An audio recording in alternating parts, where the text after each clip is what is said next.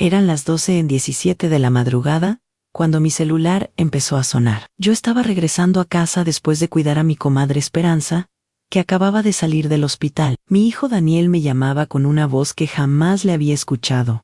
Temblorosa, desesperada: mamá, no vayas a casa. Quédate justo donde estás. Por favor, no me hagas preguntas. Solo confía en mí. Le dije: ¿qué está pasando, mijo? ¿Estás bien? Pero él solo repetía: mamá, por favor, solo obedéceme esta vez. No vayas a casa. 10 minutos después, mientras yo estaba sentada en mi carro en la esquina de mi propia calle, sin entender nada, vi algo que me heló la sangre. Carros de policía, ambulancias, luces rojas y azules, iluminando toda mi cuadra, como si fuera de día. Mi casa estaba rodeada por la policía. Lo que descubrí esa noche no solo cambió mi vida para siempre, sino que reveló secretos familiares que llevaban años guardados en silencio.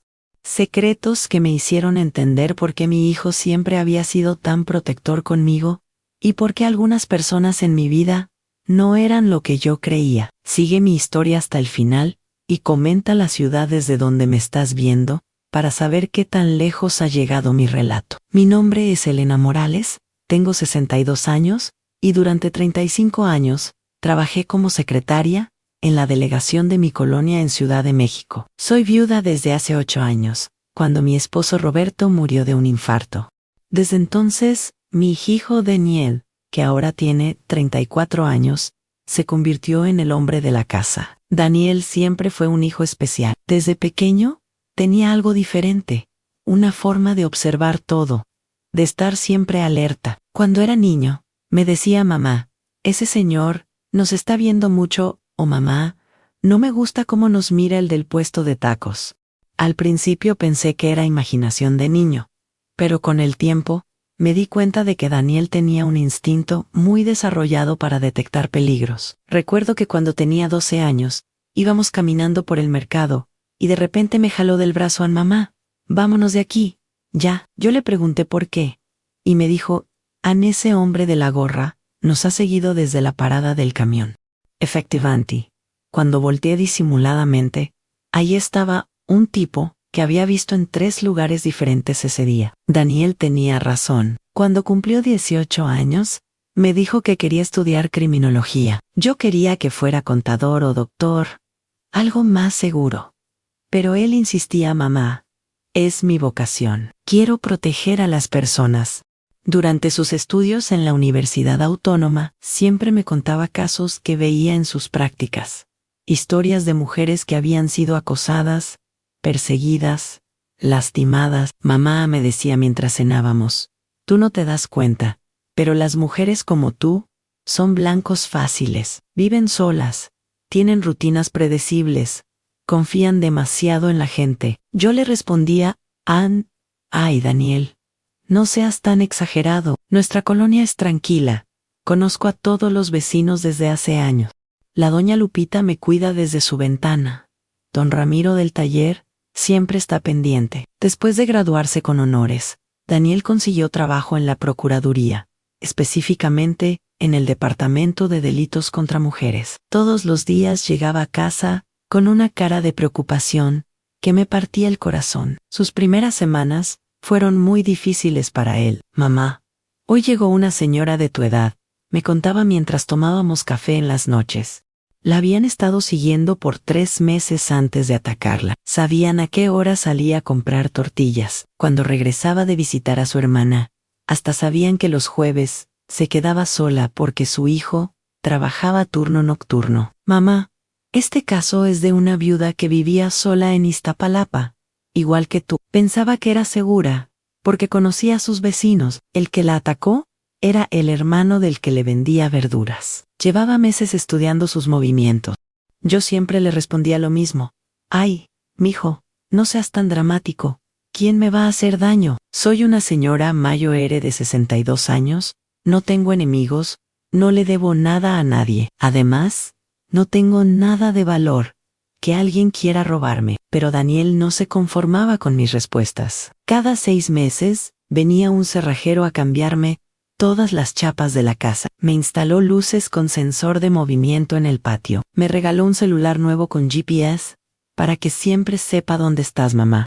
Me pidió los números de todos mis amigos y vecinos. También insistía en acompañarme al banco cada vez que iba a cobrar mi pensión. Mamá, los delincuentes se paran afuera de los bancos a ver quién cobra. Te siguen hasta tu casa para ver dónde vives. Yo pensaba que era exageración, pero para tranquilizarlo, lo dejaba acompañarme. Me pedía que le avisara cada vez que llegaba a casa a mamá. Mándame un mensaje cuando llegues. Si no recibo nada en 30 minutos, voy para allá. Al principio me molestaba tanto control, pero después me acostumbré. Era dulce saber que alguien se preocupaba tanto por mí. La verdad es que yo pensaba que Daniel estaba siendo sobreprotector por el trauma de haber perdido a su papá cuando él tenía 26 años. Creía que tenía miedo de que algo me pasara, porque ya no tenía a Roberto para cuidarme. Mi hijo carga con la responsabilidad de protegerme, porque extraña a su papá, me decía a mí misma. Nunca, jamás, imaginé que había una razón real y específica para su preocupación. Nunca sospeché que su trabajo le había enseñado a reconocer patrones de peligro que yo, en mi inocencia, no podía ver. Mi rutina era muy simple y predecible, exactamente como Daniel me había advertido que no debía hacer. Todos los martes y viernes iba a cuidar a mi comadre Esperanza, que vive en la colonia Doctores, a 8 cuadras de mi casa, en la Roma Norte. Salía siempre como a las 6 de la tarde, y regresaba entre las 11 y las 12 de la noche, caminando las mismas calles, tomando la misma ruta. Los lunes, iba al mercado de Medellín en la mañana, siempre a las 9:30, después de ver mi novela favorita. Los miércoles visitaba a mi hermana Carmen en Narvarte, tomando el mismo pecero en la misma esquina.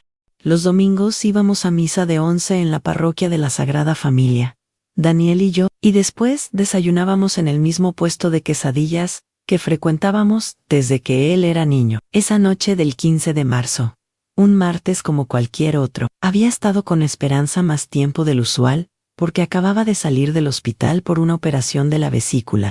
Me quedé hasta más tarde, ayudándola con su medicamento, asegurándome de que pudiera caminar sin dolor, preparándole un té de manzanilla para que durmiera tranquila. Cuando salí de su casa eran las 12:10 de la madrugada, mucho más tarde de lo normal. Le mandé mensaje a Danielan: ya salgo de casa de Esperanza, mijo. Llegando, te aviso. Él me respondió inmediatamente: ok, mamá, maneja con cuidado. Manejé tranquila por las calles vacías de la madrugada, escuchando música romántica en la radio, pensando en lo bendecida que era por tener una familia que me cuidaba y amigos que podía cuidar. Las calles estaban más solas de lo normal, pero era muy tarde, y era día entre semana. Nunca noté que alguien me había estado siguiendo durante semanas, aprendiendo mis horarios, tomando fotos de mi casa, esperando el momento perfecto para actuar. Nunca sospeché que mi rutina predecible se había convertido en mi mayor vulnerabilidad. Lo que no sabía esa noche es que durante las últimas 3 semanas, alguien había estado documentando cada uno de mis movimientos. Pero eso lo descubriría después. Por el momento, solo sabía que mi hijo me había pedido que no fuera a casa, y que la policía estaba en mi calle. Me quedé sentada en mi Tsuru blanco, a 1 cuadra de distancia, viendo las luces de las patrullas iluminar las ventanas de mi casa. Mi corazón latía tan fuerte que podía escucharlo por encima del ruido de los radios de la policía. Marqué otra vez a Daniel. Mijo, ¿qué está pasando? ¿Por qué hay policías en mi casa? Mamá, ahora no puedo explicarte todo. ¿Estás en un lugar seguro? ¿Nadie te vio llegar a la esquina? No entiendo nada, Daniel. Esta es mi casa, mi calle. ¿De qué me tengo que esconder? Mamá, por favor, solo dame unos minutos más. No te bajes del carro. No hables con nadie. Ahora, voy para allá. Colgó el teléfono y yo me quedé ahí, temblando, viendo cómo 2 policías tocaban la puerta de mi casa. Uno de ellos tenía una linterna muy potente y alumbraba todas las ventanas. El otro hablaba por radio todo el tiempo. A los 10 minutos, llegó Daniel corriendo por la banqueta. Venía vestido con ropa normal, no con su uniforme de trabajo, pero traía su placa colgada del cuello. Se subió al carro conmigo y lo primero que hizo fue abrazarme muy fuerte. Mamá, gracias a Dios que me hiciste caso. Daniel, me tienes que explicar qué está pasando. ¿Por qué hay policías en mi casa? ¿Alguien se metió a robar? Daniel respiró profundo y me tomó de las manos. Mamá, hace 3 semanas llegó un caso a mi escritorio, una denuncia anónima sobre un hombre que estaba acosando a una mujer mayor en esta zona. La descripción que dieron coincidía contigo, mujer, de alrededor de 60 años, viuda, que vive sola, que tiene rutinas muy predecibles. Yo lo interrumpí. ¿Cómo que me están acosando? Yo no he visto a nadie extraño. Ese es el problema, mamá. Los acosadores profesionales son expertos en volverse invisible. Al principio pensé que podía ser una coincidencia, que tal vez se trataba de otra señora del rumbo, pero cuando la persona que hizo la denuncia describió tu carro, tu ruta al mercado, incluso mencionó que los martes y viernes sales muy tarde de casa de una amiga, se me heló la sangre. ¿Quién hizo esa denuncia? No puedo decirte todavía, pero es alguien que te quiere mucho y que se dio cuenta de algo que tú no habías notado. Daniel me explicó que durante estas 3 semanas, él había estado trabajando discretamente en el caso. No me había dicho nada porque no quería alarmarme sin tener pruebas concretas, pero esta noche, la persona que había hecho la denuncia lo llamó en pánico. Me dijeron que habían visto a un hombre cerca de tu casa desde las 11 de la noche, esperando, que tenía llaves en la mano y que había logrado abrir la puerta del patio. Por eso te llamé. Si hubieras llegado a tu hora normal, a las 11:30, no pudo terminar la frase. Los dos sabíamos lo que hubiera pasado. Un policía se acercó a nuestro carro y tocó la ventana. Daniel bajó el vidrio. Licenciado Morales, ya tenemos al sujeto detenido. Lo encontramos adentro de la casa, en la sala, esperando. Traía esto con él. El policía nos mostró una bolsa de evidencia. Adentro había fotos. Fotos de mí saliendo de mi casa. Fotos de mí en el mercado. Fotos de mí llegando a casa de Esperanza. Había más de 30 fotografías tomadas durante las últimas semanas. También había un cuaderno. El policía lo abrió y nos mostró algunas páginas. Era como un diario de mis actividades. Luns, 9 am, Mercado Medellín, regresão 11:30 un martes, las 6 de la tarde sale rumbo a Doctores, regresa a las 11:30 de la noche, a miércoles, las 2 de la tarde sale hacia Narvarte. Mi rutina completa estaba documentada en ese cuaderno. Hasta tenía anotado que los domingos Daniel venía a recogerme para ir a misa. Domingos, no a tecar. Viene el hijo. Mamá, este hombre llevaba semanas planeando esto. Sabía exactamente cuándo estarías sola, cuándo estarías vulnerable. Incluso había estudiado la casa. Sabía por dónde entrar sin hacer ruido. El policía agregó: señora, este sujeto ya tiene antecedentes por casos similares. Su modus operandi es siempre el mismo. Selecciona mujeres mayores que viven solas, las estudia por semanas y luego las ataca en sus propias casas, cuando sabe que no hay nadie cerca para ayudarlas. Yo no podía hablar, no podía procesar que alguien hubiera estado observándome, siguiéndome, fotografiándome sin que yo me diera cuenta. Me sentía completamente estúpida y vulnerable. Mamá, no es tu culpa, me dijo Daniel, leyendo mi expresión. Estos criminales son expertos. Saben cómo pasar desapercibidos. Por eso es tan importante variar las rutinas, estar alerta, tener sistemas de seguridad. Pero ¿cómo es posible que yo no me haya dado cuenta de nada? ¿Cómo puede ser que alguien más se diera cuenta antes que yo? Daniel me miró con una expresión muy seria. Mamá, la persona que nos alertó es alguien que te ha estado cuidando desde lejos mucho más tiempo del que tú imaginas. Es alguien que conoce a nuestra familia mejor de lo que tú crees. ¿Quién es, Daniel? Ya dime quién fue. Es alguien que papá le pidió que te cuidara antes de morir. Alguien que ha estado cumpliendo una promesa que le hizo a él. En ese momento entendí que esta noche no solo había evitado ser víctima de un criminal, también estaba a punto de descubrir un secreto familiar que había estado guardado durante los 8 años, desde la muerte de Roberto. Un secreto que cambiaría para siempre la forma en que veía a las personas que me rodeaban, y que me haría entender que nunca había estado tan sola como yo creía. Daniel, ya no me tengas en suspenso. ¿Quién me ha estado cuidando todos estos años? Mi hijo miró hacia la casa, donde los policías seguían trabajando, y luego me miró a los ojos a mamá. Es don Ramiro. ¿Don Ramiro del taller mecánico? Pero si apenas lo saludo cuando paso por su negocio.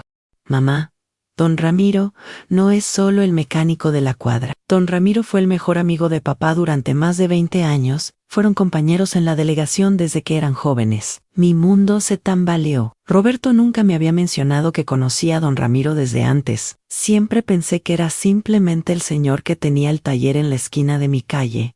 Alguien con quien nos habíamos hecho amigos por ser vecinos. Cuando papá supo que tenía problemas del corazón, continuó Daniel, fue a hablar con don Ramiro. Le pidió que si algo le pasaba, te cuidara desde lejos, que estuviera pendiente de ti, sin que tú te dieras cuenta, porque conocía tu carácter independiente. Las lágrimas empezaron a rodar por mis mejillas. Roberto sabía que se iba a morir. Lo sabía, y no me había dicho nada. Don Ramiro cumplió su promesa, mamá. Durante estos 8 años, él ha estado vigilando la calle. Su taller tiene vista perfecta a nuestra casa. Él fue quien notó que alguien había estado rondando demasiado. Él fue quien vio que el mismo hombre pasaba por aquí a diferentes horas, que se quedaba parado en la esquina, observando. Pero Daniel, ¿por qué nunca me dijeron la verdad? Porque papá le pidió específicamente que fuera así. Él conocía tu orgullo, mamá. Sabía que si te decía que alguien te estaba cuidando, tú te ibas a sentir como una carga, como una vieja incapaz de cuidarse sola. Tenía razón, esa hubiera sido exactamente mi reacción. Don Ramiro me llamó hace 3 semanas. Siguió Daniel. Me dijo Daniel, algo no está bien. Hay un tipo que ha pasado por aquí 5 veces esta semana, no es del rumbo. Y hoy lo vi tomándole fotos a la casa de tu mamá con su celular. ¿Han? Fue ahí cuando empecé la investigación oficial. Un policía se acercó otra vez a nuestro carro. Licenciado, ¿pueden acompañarnos a la comandancia? Necesitamos que la señora identifique si reconoce al detenido, y queremos tomarle su declaración. Daniel asintió, pero antes de arrancar el carro me dijo, ay mamá, hay algo más que tienes que saber. Don Ramiro no solo te ha estado cuidando, él ha estado en contacto conmigo todo este tiempo. Cada vez que yo venía a cambiarte las chapas, cada vez que te regalaba algo nuevo de seguridad, era porque don Ramiro me había reportado algo sospechoso. ¿Qué quieres decir? ¿Te acuerdas hace 2 años cuando de repente decidí ponerte las luces con sensor en el patio? Fue porque don Ramiro había visto a alguien brincarse la barda de la casa de atrás, tratando de ver hacia tu casa. ¿Te acuerdas cuando te insistí tanto en que cambiaras tu ruta al mercado? Fue porque don Ramiro notó que alguien te había seguido 3 lunes consecutivos. Cada coincidencia de los últimos años empezó a tomar sentido. Cada vez que Daniel había aparecido con una nueva medida de seguridad, cada vez que había insistido en acompañarme a algún lado, había sido porque don Ramiro había detectado algo. Daniel, me siento muy tonta. ¿Cómo es posible que 2 hombres hayan estado cuidándome todos estos años y yo no me haya dado cuenta de nada? Mamá, no te sientas tonta, te sientas protegida. Papá te amaba tanto que incluso después de morir, siguió cuidándote. Y don Ramiro es tan buen amigo que ha cumplido una promesa durante 8 años, sin pedirte nada a cambio. Llegamos a la comandancia y cuando bajé del carro, vi a don Ramiro esperándonos en la entrada. Estaba vestido con su overol azul del taller. Tenía las manos manchadas de grasa como siempre, pero en su cara había una expresión de preocupación que nunca le había visto. Cuando me vio, se acercó rápidamente en Elena. ¿Estás bien? Perdóname por no haberte dicho la verdad desde el principio. Por primera vez en 8 años, realmente vi a don Ramiro, no como el mecánico de la esquina, sino como el ángel guardián que Roberto había puesto en mi camino. Un hombre que había sacrificado su tranquilidad durante años para cumplir la promesa que le había hecho a su mejor amigo. Don Ramiro, ¿Roberto realmente le pidió que me cuidara? Elena, Roberto sabía que se iba a morir. Los doctores le habían dicho que tenía 6 meses de vida, máximo and oh no. Él vino a mi taller una tarde de abril. Se sentó en esa silla donde siempre ponemos las llantas. Y me dijo, An Ramiro, necesito pedirte el favor más grande de mi vida. Don Ramiro tenía lágrimas en los ojos mientras me contaba Anme, dijo, a Elena, pero no dejes que se dé cuenta. Ella es muy orgullosa, y si sabe que alguien la está vigilando, se va a sentir inútil. Hazlo desde lejos, como si fuera casualidad. Yo le prometí que lo haría. Y han sido los 8 años más importantes de mi vida. Los 8 años más importantes, Elena.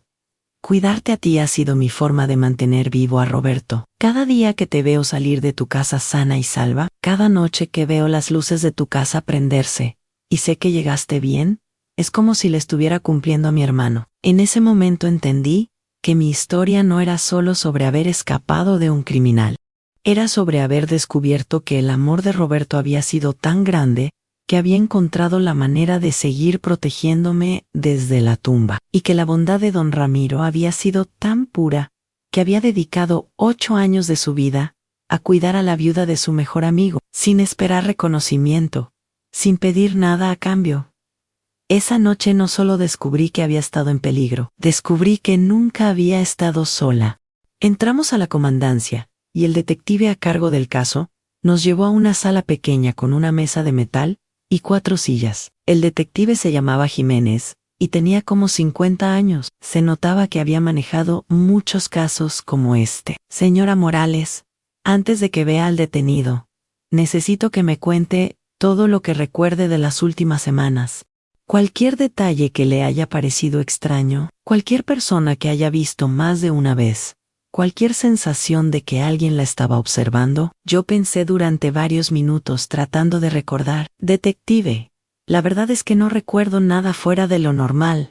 Mi vida es muy rutinaria, muy tranquila. Esa precisamente era su vulnerabilidad, señora. Los criminales como este buscan víctimas con patrones predecibles. El detective abrió una carpeta gruesa. Este sujeto se llama Joaquín Mendoza, tiene 38 años. Y ya tiene 3 condenas previas por casos similares. Su especialidad son mujeres viudas de entre 55 y 70 años, que viven solas. Me mostró fotos de otras víctimas. Todas se parecían a mí, a mujeres mayores, de clase media, que vivían en colonias tranquilas. En los casos anteriores, él estudiaba a sus víctimas durante meses. Aprendía sus rutinas, sus horarios, hasta conocía a sus familias. ¿Qué les hacía?, pregunté, aunque no estaba segura de querer saber la respuesta. En el mejor de los casos, las robaba. En el peor, el detective no terminó la frase. Señora, usted tuvo mucha suerte esta noche. Daniel tomó mi mano a mamá. Don Ramiro no solo te salvó esta noche, te ha estado salvando durante meses, sin que lo supiéramos. El detective continuó hemos estado siguiendo a Mendoza desde hace 6 meses, desde que salió de la cárcel. Sabíamos que iba a atacar de nuevo, pero no sabíamos cuándo ni a quién. La denuncia del señor Ramiro fue lo que nos permitió anticiparnos. ¿Don Ramiro había hecho una denuncia formal? Sí. Señora, hace 3 semanas, vino aquí personalmente. Nos trajo las fotos que él mismo había tomado del sospechoso rondando su casa. Nos dio una descripción detallada del hombre y de su comportamiento. Incluso nos trajo el número de placas del carro en que lo había visto. Don Ramiro, que había estado callado hasta ese momento, habló en Elena.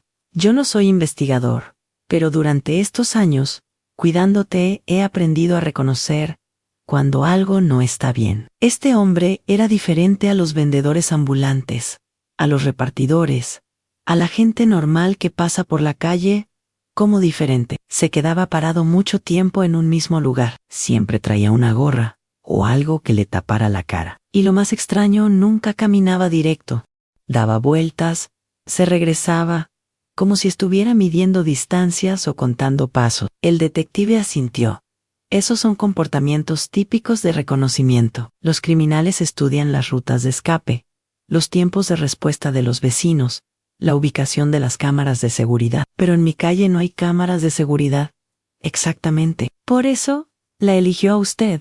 Su casa está en el punto perfecto, en esquina, poco transitada, sin cámaras, con varias rutas de escape, y con una víctima que tenía horarios completamente predecibles. Daniel agregó a mamá. Cuando don Ramiro me empezó a contar sus sospechas, yo comencé mi propia investigación. Revisé los patrones de delitos en la zona. Estudié los métodos de Mendoza en sus casos anteriores. Todo apuntaba a que tú eras su próximo objetivo. ¿Y por qué no me dijeron nada? Porque no teníamos pruebas concretas, respondió Daniel. Solo sospecha. Y conociendo tu carácter, sabíamos que si te decíamos que alguien te estaba acosando, tú ibas a querer confrontar al tipo directamente. Tenía razón. Esa hubiera sido exactamente mi reacción. El detective sacó otra carpeta. Señora, encontramos esto en el carro de Mendoza. Era un mapa de mi colonia con mi casa marcada con un círculo rojo. También tenía marcados el taller de don Ramiro, la casa de Esperanza, el mercado donde yo compraba, y la casa de mi hermana Carmen. Él conocía todos sus movimientos. Señora, incluso tenía anotados los horarios de su hijo, los días que venía a visitarla, las horas que se quedaba. Pero lo que más me impactó fue la siguiente página en un plano de mi casa. Un plano detallado que mostraba la distribución de los cuartos, la ubicación de las ventanas, hasta dónde estaba mi recámara. ¿Cómo obtuvo esto? Probablemente se metió a su casa en algún momento que usted no estaba. O alguien se lo proporcionó, alguien que yo conozco. Es posible. En casos como este, a veces los criminales reciben ayuda de personas que tienen acceso legítimo a las casas, en empleadas domésticas, trabajadores de servicios, hasta vecinos. Don Ramiro me miró con expresión preocupada. En Elena, ¿recuerdas si en las últimas semanas alguien nuevo fue a tu casa? ¿Algún reparador? ¿Algún vendedor que hayas dejado pasar? Pensé cuidadosamente. Hace como 3 semanas, vino un muchacho diciendo que era de la compañía de luz, que necesitaba revisar el medidor. Lo dejé pasar al patio. El detective y Daniel se miraron. ¿Ese muchacho revisó solo el medidor? ¿O entró a la casa? Me pidió un vaso de agua, porque hacía mucho calor. Entró a la cocina y al comedor. De repente me di cuenta de la magnitud de mi error. Dios mío, yo misma le enseñé mi casa. Señora, no se culpe. Estos criminales son muy convincentes. Saben exactamente qué decir para ganarse la confianza de las personas. Daniel estaba furioso. Mamá. Por eso siempre te digo que no dejes pasar a desconocidos. Por eso insisto en que me llames antes de abrir la puerta a cualquier persona que diga ser de alguna compañía. Pero tenía uniforme, Daniel. Tenía una credencial colgada del cuello. Los uniformes se compran. Las credenciales se falsifican, dijo el detective. Lo importante es que ya sabemos cómo obtuvo la información de su casa. Don Ramiro, agregó en Elena. Yo vi a ese muchacho ese día. Me pareció extraño porque la camioneta de la compañía de luz no estaba en la calle. Él llegó caminando, pero no quise alarmarme porque pensé que tal vez había estacionado en otra cuadra. ¿Por qué no me dijiste nada, don Ramiro? Porque no quería que pensaras que estaba espiándote. Elena llevaba 8 años cuidándote sin que lo supieras. No quería que de repente te dieras cuenta y te molestaras conmigo. En ese momento entendí algo muy importante. Don Ramiro había sacrificado mucho más de lo que yo imaginaba para cuidarme. No solo había dedicado su tiempo y su atención, sino que había vivido con la tensión constante de protegerme, sin poder ser abierto sobre lo que estaba haciendo. Don Ramiro, usted ha sido un ángel en mi vida, pero debe haber sido muy difícil cargar con esa responsabilidad durante tantos años. Elena, no fue una carga, fue un honor. Roberto era mi hermano del alma. Cuando él murió, yo también perdí una parte de mí. Cuidarte a ti fue mi forma de mantener viva esa amistad, de seguir sintiéndome útil, de seguir siendo parte de la familia Morales. El detective cerró las carpetas. Señora, está lista para ver al detenido. Necesitamos que nos confirme si lo reconoce de algún lado. Asentí, aunque por dentro estaba temblando. Iba a ver la cara del hombre que había planeado lastimarme, que había estado estudiándome como si fuera una presa. Pero también sabía que no iba a enfrentarlo sola. Tenía a mi hijo, que me había protegido desde su trabajo. Tenía a don Ramiro, que me había cuidado desde las sombras durante 8 años. Y tenía la memoria de Roberto, que había organizado mi protección, incluso después de morir. Por primera vez en mucho tiempo, me sentía realmente segura. Nos llevaron a una sala especial con un cristal de un solo lado. Del otro lado había 5 hombres parados en fila, cada uno con un número en el pecho. El detective me explicó que el sospechoso estaba entre ellos, pero que él no podía verme a mí, señora. Tómese su tiempo, observe bien a cada uno y dígame si reconoce a alguno. Miré uno por uno. El CMRO 1 era muy alto, el número 2 muy joven, el número 3 demasiado gordito. Cuando llegué al número 4, se me heló la sangre. Era él. Era el muchacho que había venido a mi casa diciendo que era de la compañía de luz. Es el número 4, dije con voz temblorosa. Es el que vino a mi casa hace 3 semanas. El detective anotó algo en su libreta. ¿Está completamente segura? Sí. Recuerdo su cara porque cuando le serví el agua, él me sonrió de una manera muy extraña. Me dijo, ¿en qué casa tan bonita tiene, señora? Debe ser muy tranquilo vivir aquí sola. En ese momento me dio un poco de escalofríos, pero pensé que solo estaba siendo amable. Daniel apretó mi mano a mamá. Ese comentario no era casualidad. Él estaba confirmando que vivía sola. Don Ramiro, que había estado observando en silencio, dijo a Elena, ese día yo lo vi salir de tu casa. Se quedó parado en la banqueta como 5 minutos, viendo hacia todas las ventanas. Después sacó su celular y tomó fotos de la fachada. ¿Por qué no me dijo nada en ese momento, don Ramiro? Porque pensé que tal vez había tomado fotos para reportar algún problema con el cableado. Pero algo no me dio buena espina. Por eso, esa misma noche, fui a caminar por tu calle, para ver si todo estaba normal. El detective nos pidió que saliéramos de la sala. Perfecto, señora. Su identificación confirma lo que ya sabíamos.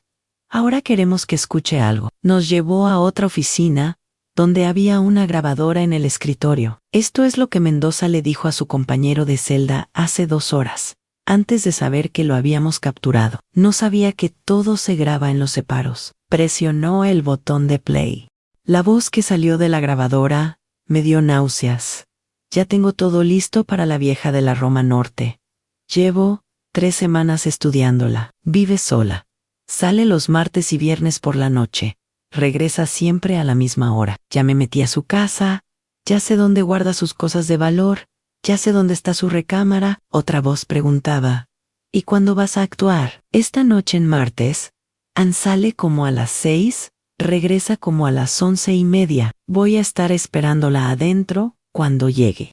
Esta vez no va a ser solo robo, hermano. Esta vieja me vio la cara cuando fui de la compañía de luz. No puedo dejar testigos, no puedo describir el terror que sentí al escuchar esas palabras. Este hombre no solo había planeado robarme, había planeado matarme para que no pudiera identificarlo. Daniel se puso de pie, furioso. ¿Escuchaste eso, mamá? Si hubieras llegado a casa a tu hora normal, no pudo terminar su plan porque esa noche llegaste tarde, dijo el detective. Y porque el señor Ramiro nos alertó a tiempo. Don Ramiro tenía lágrimas en los ojos. Anelena, cuando vi que ese hombre llegó a tu casa a las 11 de la noche, y que se metió por el patio, supe que algo terrible iba a pasar. Por eso, llamé inmediatamente a Daniel.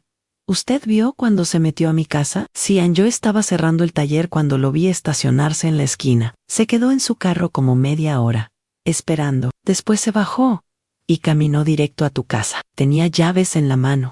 Leaves, el detective explicó. Probablemente hizo copias cuando estuvo en su casa. Es parte de su método. Se gana la confianza de las víctimas, obtiene acceso a sus casas, hace copias de las llaves y después regresa cuando sabe que van a estar vulnerables.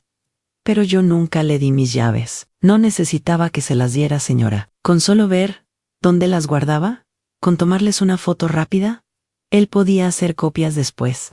Recordé que ese día, cuando el falso empleado me pidió agua, yo había dejado mis llaves en la mesa de la cocina mientras le servía. Él pudo haberles tomado fotos sin que yo me diera cuenta. Daniel estaba cada vez más molesto a mamá. Este hombre había planeado todo al detalle. Si no hubiera sido por don Ramiro, si no hubieras llegado tarde, por quedarte con esperanza. Pero si llegué tarde, lo interrumpí. Y don Ramiro sí me estaba cuidando. ¿Y tú? Sí actuaste a tiempo. Todo se alineó para protegerme. El detective abrió otra carpeta. Señora, hay algo más que debe saber. Este no era el primer intento de Mendoza de atacarla. ¿Cómo? Según sus anotaciones, él había planeado atacarla hace 2 semanas. Un viernes, por la noche. Pero ese día no lo hizo, porque vio que había un carro extraño estacionado cerca de su casa. Don Ramiro sonrió por primera vez en toda la noche. Ese era mi carro, Elena.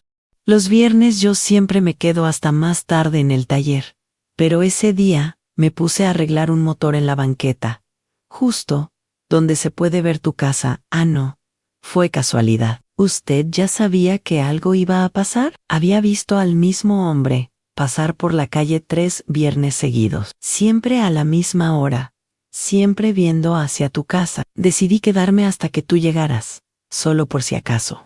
El detective Continuán también había planeado atacarla el martes pasado, pero ese día, su hijo llegó a visitarla más temprano de lo normal. Daniela sintió. Hace días salí antes del trabajo porque tenía un presentimiento extraño. No sabía por qué, pero sentía que necesitaba venir a verte. En ese momento entendí que mi protección había sido mucho más elaborada de lo que yo imaginaba. No había sido solo suerte.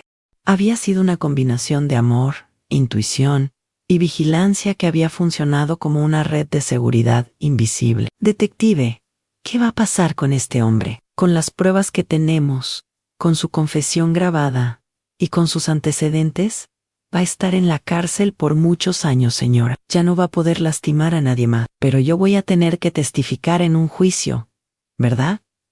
Sí, pero no se preocupe, nosotros la vamos a proteger durante todo el proceso. Y además, el detective miró a Daniel y a don Ramiro. Parece que usted ya tiene un muy buen sistema de protección. Don Ramiro se acercó a mí en Elena.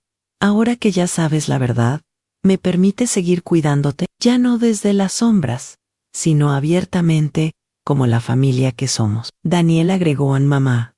Don Ramiro tiene razón. Él ya es parte de nuestra familia. Ha demostrado durante 8 años que nos ama como si fuéramos su propia familia.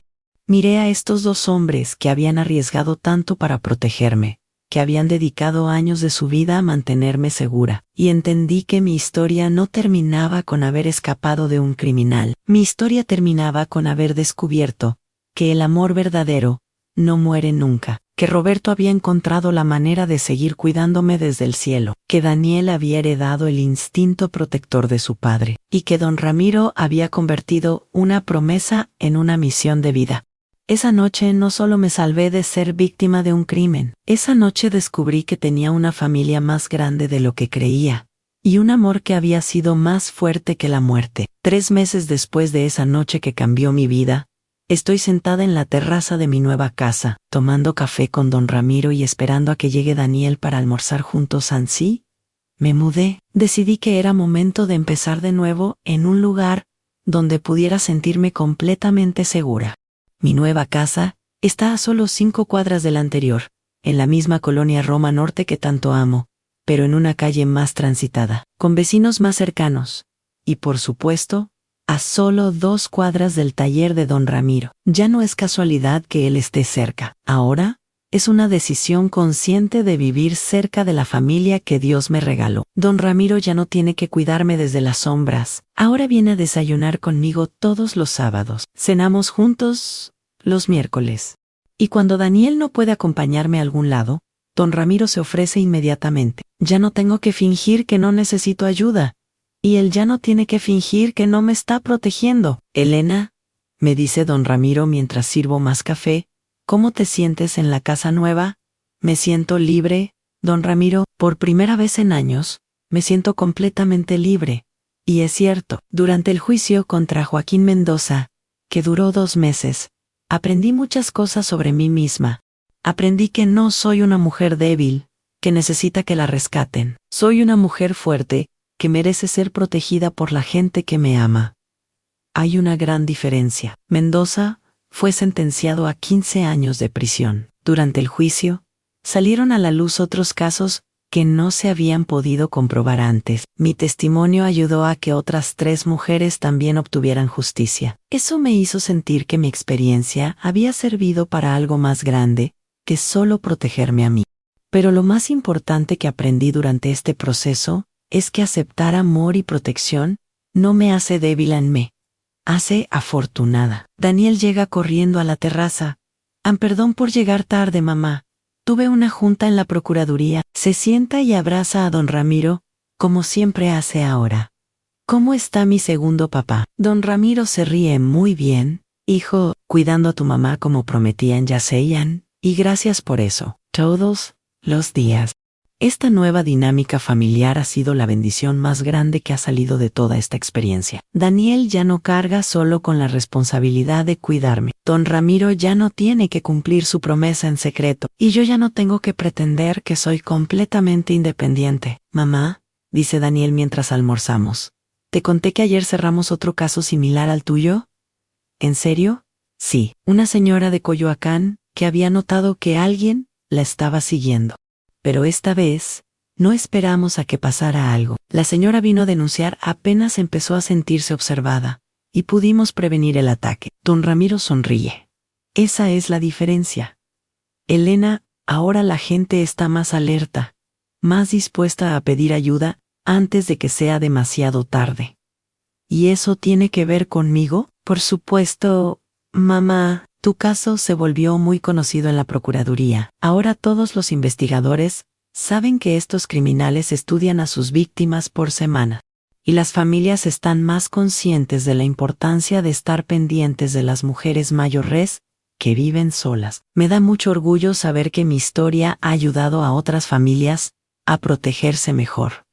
Mi rutina ahora es completamente diferente. Ya no tengo horarios fijos para nada. Algunos días voy al mercado en la mañana, otros en la tarde. A veces voy los lunes, a veces los jueves. Visito a Esperanza en días diferentes cada semana.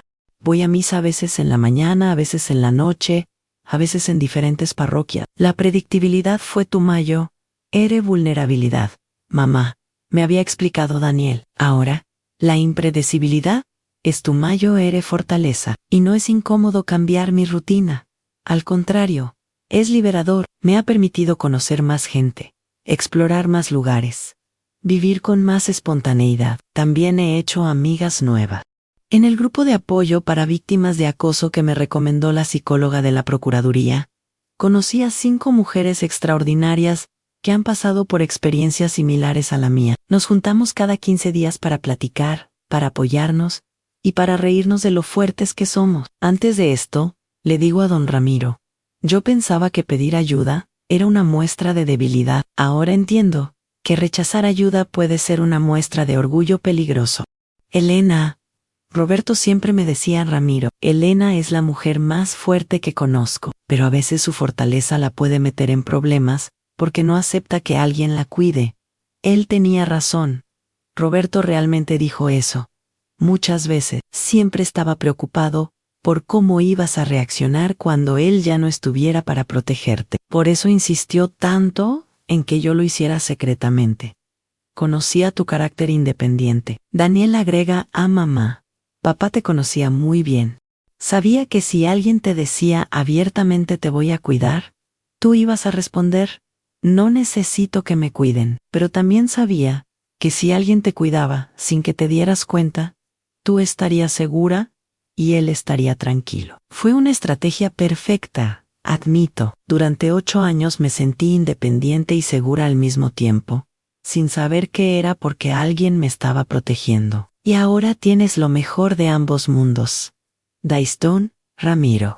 Sigues siendo independiente, pero aceptas ser protegida. Es cierto, a mi nueva vida es una combinación perfecta de autonomía y seguridad. Puedo hacer todo lo que quiero hacer. Pero sé que no estoy sola. Puedo salir cuando quiera. Pero sé que alguien siempre está pendiente de que regrese bien. Puedo tomar mis propias decisiones, pero sé que tengo consejo disponible cuando lo necesite. Suena mi teléfono. Ann, es mi hermana Carmen en Elena. ¿Cómo estás? Te habla para invitarte a cenar el sábado. Quiero que conozcas a mi nuevo vecino. un señor muy amable que enviudó hace poco. Carmen, muchas gracias, pero no estoy buscando pareja. No es para que sea tu pareja, hermana, es para que tengas más amigos. Es muy agradable. Tiene 67 años. Y está muy solo desde que murió su esposa. Miro a Daniel y a don Ramiro, que están escuchando la conversación con sonrisas en las caras. Está bien, Carmen, pero voy a ir con Daniel y don Ramiro. ¿Con don Ramiro? Elena, ese señor ya es como de la familia. Es exactamente eso. Carmen, es familia. Cuando cuelgo, don Ramiro me dice en Elena, no tienes que llevarme a todos lados, solo para no ir sola, don Ramiro. No lo llevo para no ir sola, lo llevo porque quiero que vaya. Usted es mi familia. Y mi familia va a donde yo voy. Daniel se para y nos abraza a los dos. Así es, don Ramiro. Usted ya no es el amigo de papá que cuida a mamá. Usted es mi segundo papá. Y el compañero de vida de mi mamá. ¿Compañero de vida?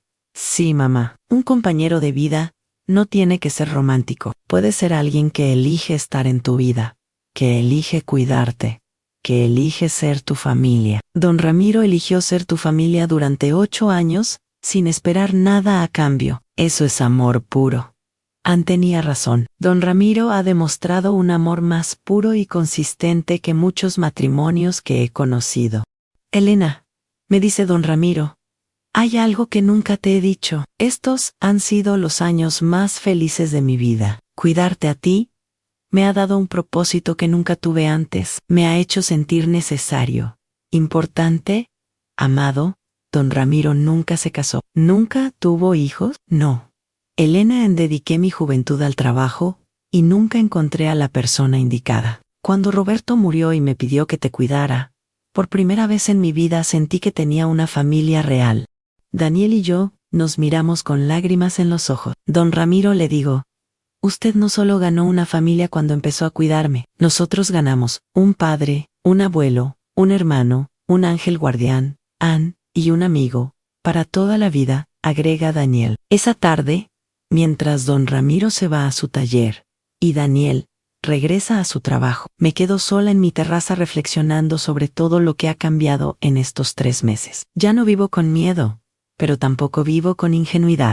Ya no soy la mujer que abría la puerta a cualquier desconocido, pero tampoco soy una mujer paranoica que desconfía de todo el mundo. He encontrado el equilibrio perfecto entre confianza y precaución. Más importante aún, he aprendido que el amor verdadero se manifiesta de muchas formas. Se manifiesta en un esposo que organiza tu protección antes de morir. Se manifiesta en un hijo que dedica su carrera a proteger mujeres como tú.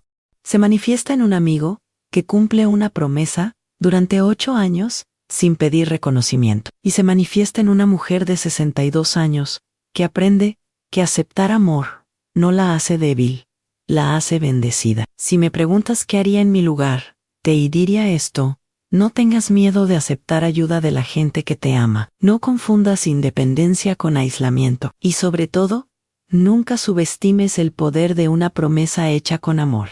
Porque a veces, las promesas hechas con amor son más fuertes que la muerte misma. ¿Qué harías en mi lugar? ¿Has pasado por algo así? ¿Tienes a alguien en tu vida que te cuida desde las sombras, sin que te des cuenta? Comenta abajo y cuéntame tu historia. Nunca sabemos quién necesita escuchar que no estás sola en este mundo.